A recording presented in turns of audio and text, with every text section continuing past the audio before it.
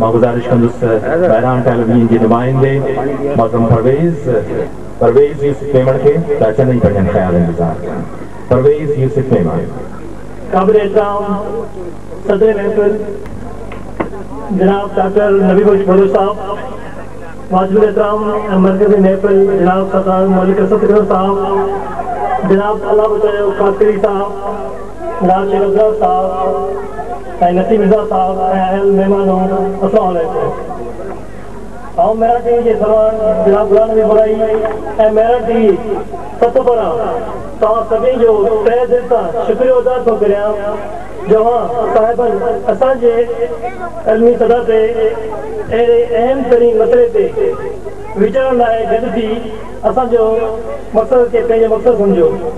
साईं मुंहिंजा हूअं ई त समूरी सिंध ऐं मुल्क में तइलीम जो निज़ाम मुदे खां बणिजंदो पियो वञे, पर कोस्तान जेको अॻे ई जबलनि लखनि और वसिय ऐं दुश्वार गुज़ार लाइक़ु आहे, उते तइलीमी सलाहनि जी तमामु घणी ज़रूरत आहे।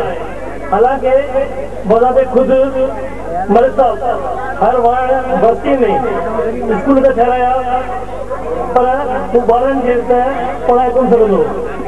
उन करे असांजी तइलीम खाते जे अफ़ीसरनि, उस्तादनि ऐं शहरियुनि खे कोस्तान में इल्मु ऐं हुनर जे लाइ तरक़ी करण लाइ पाण पहुचणो पवंदो। जनाब मौजूद महिमानो ऐं दोस्तो, इन ॾिस में मेरा टीवी तरफ़ां कोस्तान जे तइलीमी सुधारनि ऐं बहितरी लाइ जेका बि ज़रूरत पवंदी ऐं पंहिंजे इदारे तरफ़ां वचन थो करियां त उहो आवाज़ हुकूमतनि जे किरनि ताईं ज़रूरु पहुचाए थो। हिन वेला मेरा टीवी जे सरबराह मोहतरम गुलाम नबी मोराई गुज़िरियल 3 सालनि खां सिंध जे कल्चर, तारीख़, इल्म, ज़राअत ऐं हक़नि जे हासिलात लाइ मीडिया वसीले हिकु अहिड़ो सख़्तु जिदोजहद जो आगाज़ कयो आहे ऐं आहिस्ता आहिस्ता समूरी सिंध जे घर घरनि उनखे मोट ॾियणु शुरू कई आहे।